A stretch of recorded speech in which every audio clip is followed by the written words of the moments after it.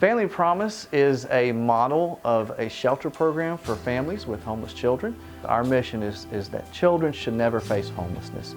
And when they do, we want it to be short and brief, and for them to have a future that does not involve homelessness anymore. And traditional shelters, when those families come into their programs, often the men go on one side, the women go on the other. The children get split up. And that's one of our big things here, is that we do not split up families, we keep families together. Homeless for the Homeless is an event that helps get the word out there that we are here. We are one of the newer agencies here in the community, and some folks still don't know we're here. It's really a chance though for folks to give and support our cause while also learning a bit about homelessness. We have a range of people who participate. We have church groups, we have families of adults and kids, and we usually have around 60 college students who come out.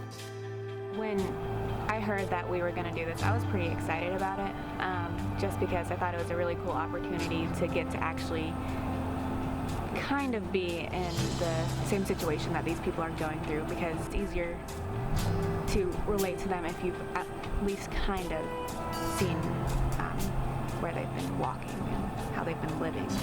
At the same time, our professors and the people who were kind of leading it also stressed to take it seriously. You know, don't just show up to have a good time, but show up expecting to learn something too.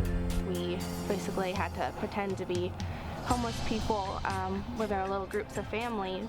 We had to show up and try and get health care, and they were like, well, do you have a birth certificate? And we didn't have a birth certificate, but we couldn't get one without a driver's license, but you can't get a driver's license without a birth certificate. It's really, really frustrating to get the resources that you need. And on one hand, it was just a simulation, but you have to think, like, this is how people live. Like, they don't just have a birth certificate readily available, and they might not have a driver's license. So, like, they have to get by without those things.